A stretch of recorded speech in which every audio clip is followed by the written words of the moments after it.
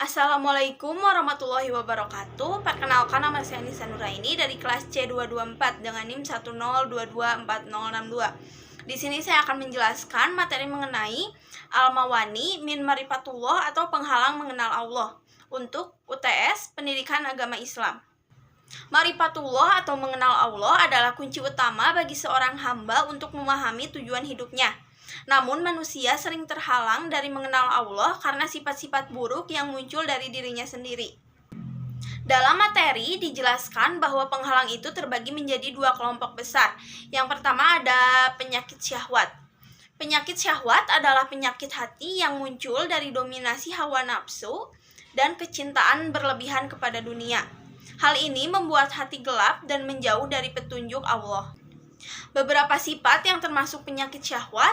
Yang pertama ada al-fisku, kefasikan. Fasik adalah orang yang selalu melanggar perintah Allah, tenggelam dalam maksiat dan hanya memikirkan dunia. Mereka lupa kepada Allah sehingga Allah memberikan mereka tersesat dan lupa terhadap jati dirinya.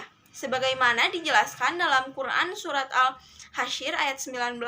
Padahal mereka mengetahui kebenaran namun tetap memilih kebatilan. Yang kedua ada al-kibru atau kesombongan. Orang yang sombong enggan menerima kebenaran dan memperdebatkan ayat-ayat Allah tanpa dasar. Kesombongan membuat hati terkunci dan sulit menerima hidayah, sebagaimana dijelaskan dalam Quran surat Al-Mu'min ayat 35. Dan yang ketiga ada az-zulmu atau kezoliman. Kezoliman terjadi ketika seseorang telah menerima peringatan dan ayat-ayat Allah, tetapi tetap berpaling karena dengki dan kesombongan. Yang keempat ada al-kizbu atau kedustaan. Kedustaan adalah sifat orang munafik yang menampakkan iman namun menyembunyikan kekafiran.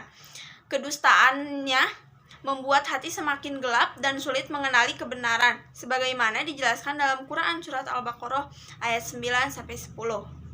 Yang kelima ada kasrotul ma'asyi atau banyak melakukan maksiat. Maksiat yang terus dilakukan menyebabkan hati tertutup, al-ron, hingga menjadi hitam dan sulit menerima petunjuk. Semua sifat ini termasuk penyakit syahwat yang mengantarkan manusia kepada kemungkaran Allah. Al-maghrub. Cara mengobatinya adalah dengan mujahadah, yaitu bersungguh-sungguh menjauhi maksiat dan memperbanyak taubat. Yang kedua ada penghalang dari penyakit syuhbat.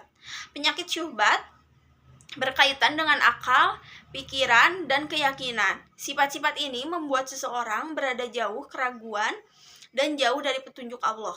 Sifat-sifatnya yang pertama ada al-jahlu, kebodohan atau kejahilan. Kebodohan terjadi ketika seseorang tidak mau memikirkan ayat-ayat Allah, baik ayat kauliyah atau Al-Quran maupun ayat kauniyah, alam. Mereka tidak menggunakan akal dan hati sehingga berada dalam kegelapan sebagaimana dijelaskan dalam Quran surat Al-An'am ayat 39. Yang kedua ada al-irtiyab atau keraguan-raguan. Keraguan ini timbul karena kurangnya ilmu. Orang munafik selalu terombang-ambing antara iman dan kufur sebagaimana dijelaskan dalam Quran surat An-Nisa ayat 143. Mereka juga tetap ragu hingga datangnya kematian. Yang ketiga ada al-inhiraf atau penyimpangan. Penyimpangan terjadi ketika manusia meninggalkan petunjuk Allah dan lebih mengikuti hawa nafsu.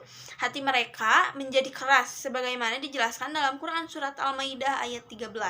Yang keempat ada al-ghaflah atau kelalaian. Kelalaian berarti tidak menggunakan hati, mata, dan telinga untuk memahami ayat-ayat Allah. Mereka sibuk dengan urusan dunia dan lupa akhirat. Keempat sifat ini termasuk penyakit syuhbat yang menjerumuskan manusia dalam kesesatan, ad-dolun.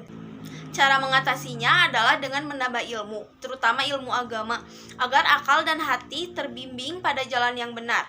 Segitu saja materi untuk ETS ini yang dapat saya sampaikan. Mohon maaf apabila ada kesalahan. Wassalamualaikum warahmatullahi wabarakatuh.